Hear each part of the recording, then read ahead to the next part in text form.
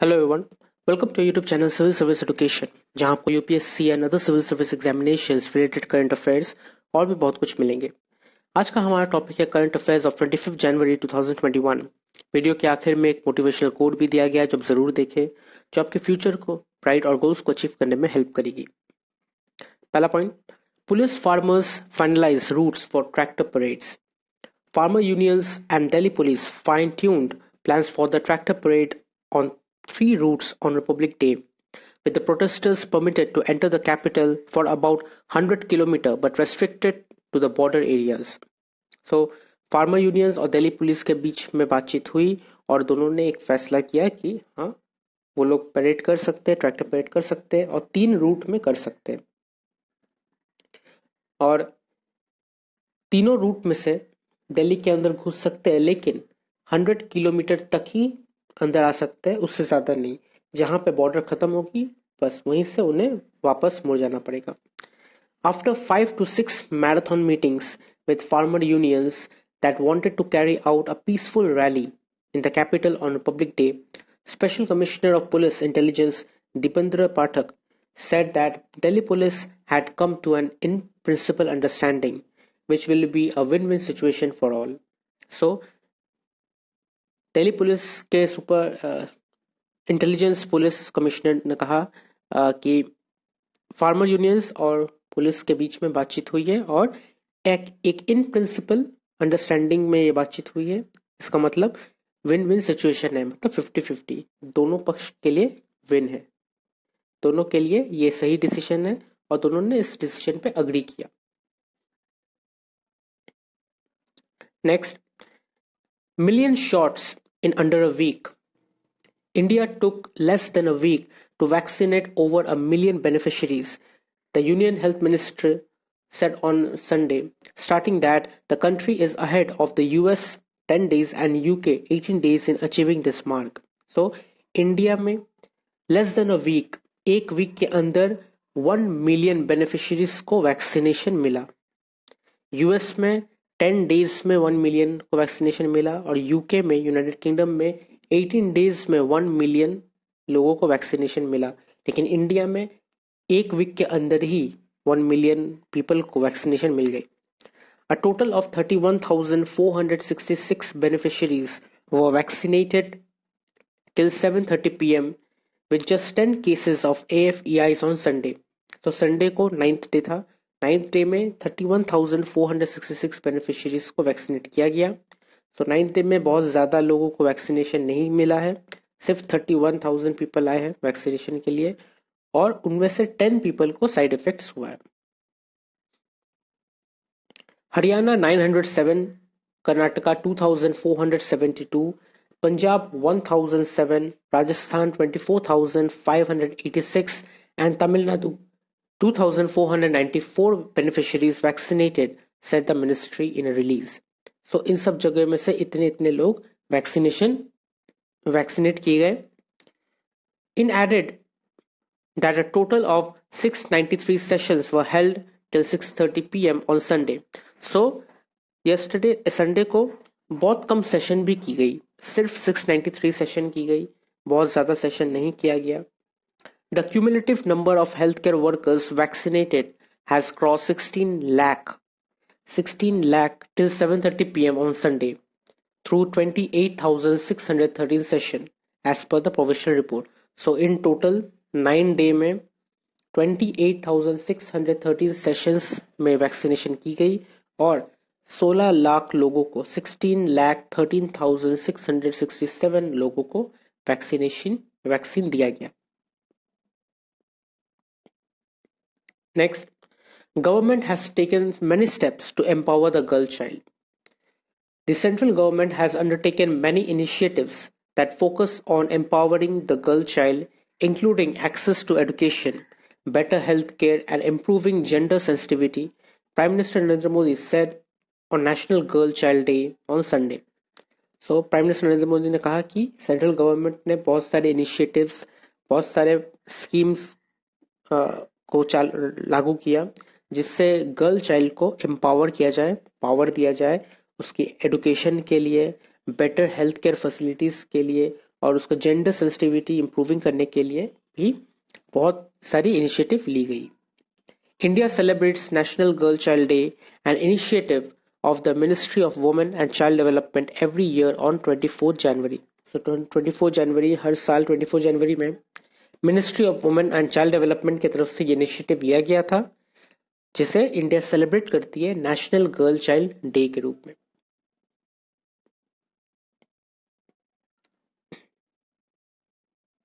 Next, Chinese using Indian roads for trespass. As India and China resumed the Corps Commander talks on January 24th to address the 9-month-long standoff along the line of actual control in eastern Ladakh, a village head from one of the border villages claimed that Chinese vehicles were using Indian roads to enter the Indian territory. So, जहाँ पे China और India के बीच में meeting चल रही है, cops commander talk चल रही है 24 जनवरी को, जो इतने महीनों तक जो स्टैंड ऑफ चल रहा है इंडिया और चाइना आर्मी के बीच लद्दाख में, तो एक विलेजर ने कहा कि चाइनीज व्हीकल्स यूज करते हैं इंडियन रोड्स के ऊपर इंडियन टेरिटरी में घुसने के लिए। तो इंडियन टेरिटरी के अंदर घुसने के लिए इंडियन रोड्स यूज कर रही है चाइना लोग, और एकदम नॉर्मली यूज की जा रही है जैसे कि ये उनका ही एरिया हो। उड़गाइन सेवांग नंबरदार विलेज हेड, तो एक विलेज हेड है जिनका नाम है उड़गाइन सेवान, वो कोयुल विलेज में रहता है, कोयुल सेटलमेंट जो है वहां पे रहते हैं। उन्होंने एक वीडियो पोस्ट किया था दिसंबर 16 को, और वो वीडियो में देखा गया कि 2 चाइनीज व्हीकल्स और कुछ लोकल ग्रुप, मतलब कुछ चाइनीज पीपल है जो लोकल ग्रुप पीपल है वहीं पे रहते हैं आसपास विलेज में, वो देखा गया कि वो लोग इंडियन टेरिटरी के अंदर घुस के इंडियन रोड्स पे आके इंडियन टेरिटरी के अंदर घुस के फोटोज उठा रहे हैं। They are clicking photos, area की फोटोग्राफ ली जा रही है। So this was a concerning thing, कैसे दूसरे कंट्री के लोग इतने आसानी से इंडियन टेरिटरी के अंदर घुस जाती है और फिर इंडियन एरियाज की फोटोज उठाती है। तो ये सिक्योरिटी के रूप में बहुत ही बड़ा चैलेंज है इंडिया के लिए, and they should look after these things. Next, a big push for education. On January 24th, we celebrated the 3rd edition of International Day of Education, a day proclaimed by the United Nations General Assembly to honor education and its value of humanity and sustainable development. तो 24 जनवरी में international day of education मनाया जाता है, और ये day United Nations के general assembly की तरफ से रखा गया है एजुकेशन को ऑनर करने के लिए, ताकि ह्यूमैनिटी जो है, ताकि जो जितने भी लोग हैं सबको वैल्यू मिले, एजुकेशन मिले, और वो लोग अपना लाइफ को ठीक तरीके से डेवलप कर सके। This day provides an opportunity to discuss the importance of education for citizens around the world and to find ways to advocate for inclusive quality education. So इस दिन में एडुकेशन को लेकर बातचीत की जाती है, डिस्कशंस की जाती है, और क्या किस तरीके से एडुकेशन को और ज्यादा बेहतर बनाया जाए पूरे दुनिया में, इसके ऊपर में भी बातचीत की जाती है। About 1.6 billion students from some 190 countries were affected by the shutdown of schools caused by COVID-19, reversing years of progress in education. So जिस तरीके से एडुकेशन को इम्प्रूव की जा रही है, एडुकेशन की क्वालिटी को बढ़ाई जा रही है, किस तरीके से सबको पढ़ाया जाए, एडुकेट किया जाए, ये इस पर बातचीत चल रही है। तभी 2020 में कोविड-19 की वजह से पूरी दुनिया की जितनी भी कंट्रीज है सब की स्कूल बंद कर दी गई। ओवर 1.6 बिलियन स्टूडेंट्स को अफेक्ट हुआ है ये कोविड-19 की वजह से। स्कूल शटडाउन होने के बाद इन लोगों को एजुकेशन नहीं मिली। In India, more than 1.5 million school closures affected about 286 million school children. 1.5 million schools बंद हुई इंडिया में, जिससे 286 मिलियन स्कूल चिल्ड्रन को अफेक्ट हुआ। This added to the 6 million girls and boys who were already out of the school prior to the crisis.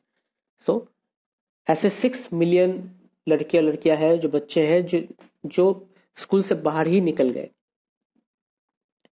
In India, inspired by the release of the national education policy, the Education Ministry has made significant efforts to develop courses to reach all learners via the internet and the airwaves. So, India में एक नई policy start की गई, national education policy, जिससे ये देखा जा रहा है कि कैसे हम लोग बच्चों को इंटरनेट के थ्रू, एयरवेव्स के थ्रू पढ़ाए। तो उसके लिए बच्चों को लैपटॉप्स या फिर टैबलेट प्रोवाइड करनी पड़ेगी, जो वो लोग इंटरनेट में पढ़ सके। उन्हें एडुकेशन देना पड़ेगा कि कैसे यूज किया जाए। The introduction of the NEP, national education process, and the counter effects of the pandemic have in fact provided a ground swell of change on which true reform is riding. So एक तरीके से देखा जाए तो ये pandemic जो आया, ये कोरोना वायरस जो आया था, ये एक चेंज लाया है, पूरे वर्ल्ड को एक तरीके से चेंज लाया है कि डिजिटल बना दिया गया। सो जो एक प्रॉब्लमेटिक सिचुएशन थी कि डिजिटल लर्निंग कैसे हो सकती है इंडिया में, कैसे सब इंटरनेट को यूज कर सकते हैं लर्निंग के लिए, तो ये पैंडेमिक के जरिए एक पॉजिटिवनेस भी स्टार्ट हो गई कि घर बैठे कैसे इंटरनेट के थ्रू पढ़ाई की जा सकती है, डिजिटल लर्निंग कैसे की जा सकती है। तो इसको भी एक एडवांटेज बना के नेशनल एजुकेशन पॉलिसी ने ये एफर्ट उठाया कि हाँ चलो हम लोग इंटरनेट के वाया पढ़ाएंगे बच्चों। सो ये ठीक होने में टाइम लगेगा, स्कूल्स खुलने में भी टाइम लगेगा, लेकिन ये एक नया चीज जो इंडिया को जरूरत थी वो से मिला। एंड होपफुली फ्यूचर में स्कूल भी खुल जाएंगे और सब कुछ फिर से नॉर्मल हो जाएगा। Next, Sundarbans is home to 428 species of birds, said the Zoological Survey of India. Indian Sundarbans, which is part of the largest mangrove forest in the world, is home to 428 species of birds. A recent publication of the Zoological Survey of India states, so Indian Sundarban जो waste Bengal के area में है, वो पूरे world के one of the largest mangrove forest है। पूरी दुनिया में one of the largest mangrove forest है। और इसी फॉरेस्ट में, इसी सुंदरबन में 420 स्पीशीज ऑफ बर्ड्स पाई जाती है। मतलब 428 अलग अलग टाइप की बर्ड्स पाई जाती है। और ये publication recently zoological survey of India की तरफ से किया गया। The scientist said that that of the 428 birds listed, some like the marked finfoot and buffy fish owl are recorded only from the Sundarbans. So ये भी कहा गया कि ये 428 अलग 428 अलग टाइप की जो बर्ड्स पाई जाती है, इसमें से कुछ कुछ बर्ड ऐसे हैं जो सिर्फ और सिर्फ सुंदरबन में ही पाई जाती है, जैसे कि masked finfoot, buffy fish owl. The area is home to 9 out of 12 species of kingfishers around the country. So यहाँ पे 12 में से 9 किंगफिशर्स की अलग अलग प्रजाति पाई जाती है सुंदरबन में, as well as rare species such as Goliath heron and spoon-billed sandpiper. Goliath heron, spoon-billed sandpiper ये बहुत ही रेयर स्पीशीज है, बहुत ही रेयर तरीके की बर्ड है जो सुंदरबन में पाई जाती है।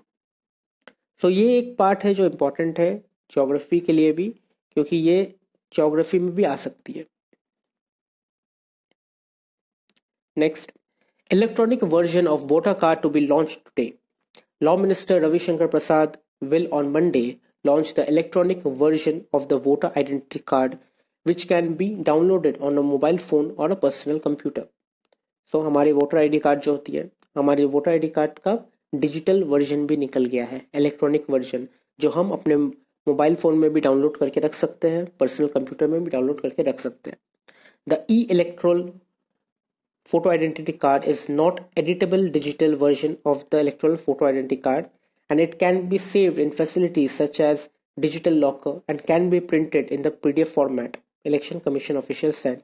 So ये electronic photo ID card editable नहीं है, आप इसे एडिट नहीं कर सकते डिजिटल वर्जन को, लेकिन आप इसे सेव करके रख सकते हैं, पीडीएफ फॉर्मेट में प्रिंट भी करके रख सकते हैं ताकि आपके लिए इजी हो सके। Next, US vows support to Taiwan as Chinese incursions enter day 2. A total of 15 Chinese aircraft, including 12 fighter jets, entered the southwestern corner of Taiwan's air defense identification zone on Sunday, the island's defense minister said, the second day of incursion by China. तो ये अब second day हो गया है, day 2 हो गया है, China अपना ट्रूप्स को बढ़ाया जा रहा है. 15 चाइनीज एयरक्राफ्ट और 12 फाइटर जेट्स को अब ताइवान के साउथ वेस्टर्न पार्ट में खड़ा कर दिया गया. ऐसा लग रहा है कि अटैक करने के लिए तैयारी की जा रही है. A map provided by the ministry showed the Chinese aircraft again flew in between the southern part of Taiwan and the Taiwan-controlled Paratus Islands in the South China Sea. तो ताइवान के सदर्न पार्ट और Taiwan की जो परातस island है उसके ऊपर से भी चाइनीज एयरक्राफ्ट देखी गई फ्लू करते हुए. The State Department statement said Washington will continue to deepen ties with Taiwan. So US के स्टेट डिपार्टमेंट ने ये कहा कि वॉशिंगटन ताइवान के साथ यूएस ताइवान के साथ अपना जो टाइज है, जो दोस्ती है, वो और ज्यादा मजबूत करते रहेगी और चाइनीज की थ्रेट जो है उसके अगेंस्ट डिफेंस भी तैयार करेगी. It will ensure it's defence for Chinese threat while supporting a peaceful resolution of issues between the sides.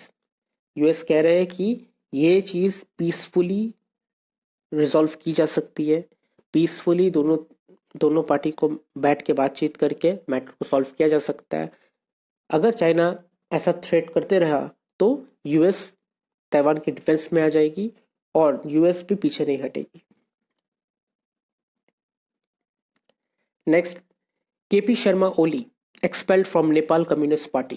The ruling Nepal Communist Party, led by rebel leaders Pushpa Kamal Dahal Prachanda and former Prime Minister Madhav Kumar Nepal, expelled Prime Minister KP Sharma Oli from the party on Sunday. So Nepal के ruling Nepal communist party जो है, जो जिसके leader है Pushpa Kamal Dahal Prachanda and former prime minister Madhav Kumar Nepal, दोनों ने prime minister KP Sharma Oli को expel कर दिया पार्टी से. The decision divided the party into two groups and sparked a dispute over the party symbol, but the election commission has declined to recognise either faction as the official party. So जब KP Sharma Oli को party से निकाल दिया गया तो party का दो part हो चुका, डिवीजन हो गया पार्टी के बीच और दोनों पार्टी एक दूसरे के ऊपर हावी होने लगे कि ये पार्टी का सिंबल नहीं है, ये करना ठीक नहीं था. लेकिन इलेक्शन कमीशन ने दोनों ही पार्टी को रिकॉग्नाइज नहीं किया ऑफिशियल पार्टी के रूप में. The deepening crisis emerged weeks after mister Oli dissolved the lower house Pratinidhi Sabha of parliament on December 20, which was strongly opposed by Mr. Prachanda and Mr. Nepal, who wanted the house to be restored.